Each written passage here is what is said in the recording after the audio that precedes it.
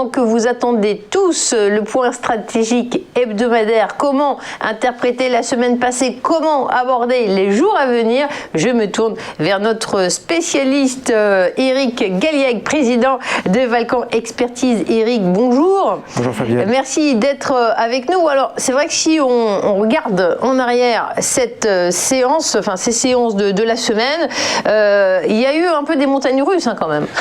Il y a eu un peu de volatilité, globalement un bilan plutôt négatif. On a reculé de 1 à 2%, donc c'est pas quelque chose d'extraordinaire, puisqu'on reste très très proche des plus hauts historiques, notamment aux États-Unis. Mais donc un petit repli, voilà, avec, comme vous dites, des hausses et des baisses assez marquées. Donc légère baisse au cours de cette semaine, comme l'euro d'ailleurs qui se stabilise après sa consolidation contre le dollar. On était allé jusqu'à 1,23, on revient à 1,21, 1,21,5 à peu près. Donc consolidation aussi pour l'euro.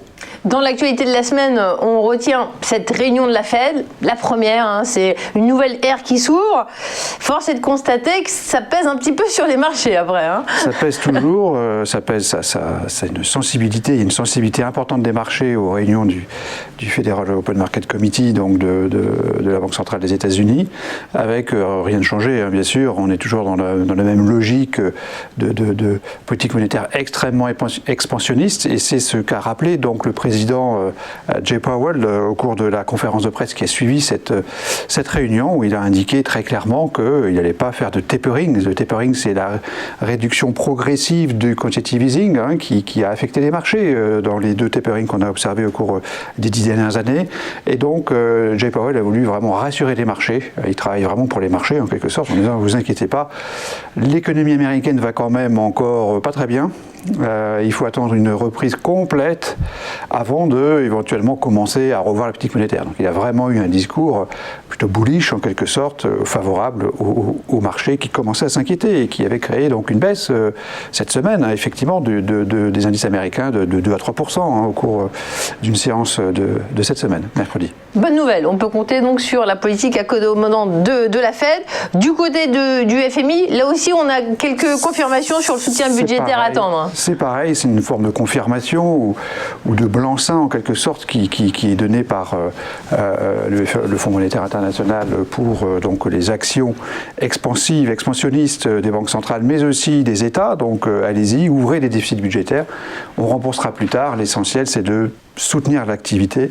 L'économie mondiale en a besoin, c'est ce que nous a dit le FMI dans sa note de conjoncture, dans la mise à jour de son scénario économique du mois de janvier. Alors si on regarde les premières décisions de Joe Biden ou ses positionnements, là il y a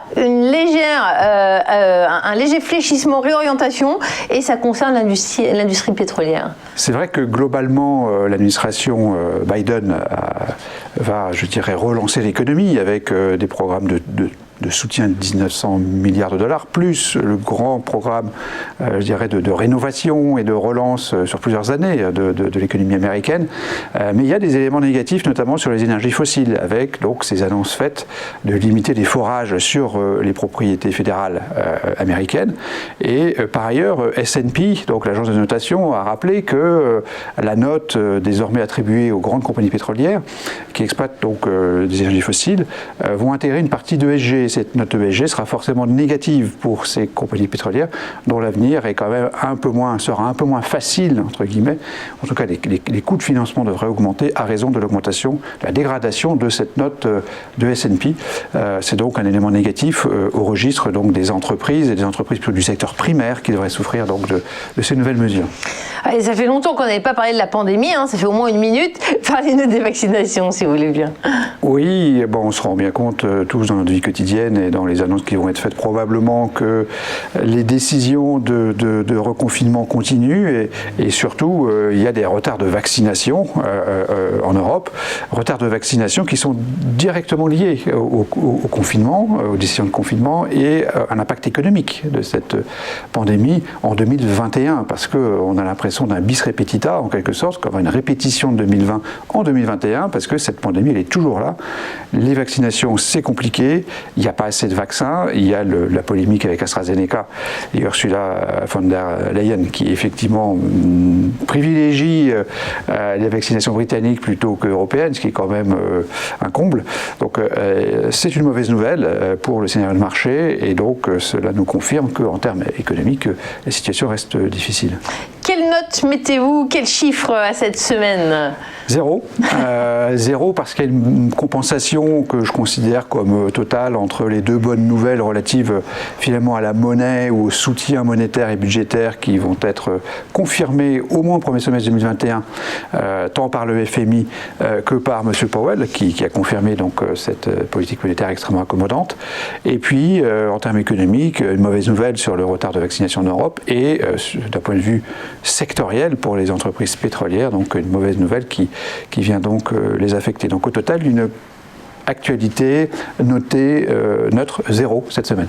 Dans cette configuration, que fait-on? Quelle est votre recommandation? Alors nous, on est investi entre 5003 et 5700 points environ sur le CAC 40. Donc aujourd'hui, au niveau actuel, on est investi. Simplement, on donnera du papier, on sera sous-pondéré, on commencera à être plus prudent si on dépasse 5673 précisément, on va dire 5700 points pour arrondir.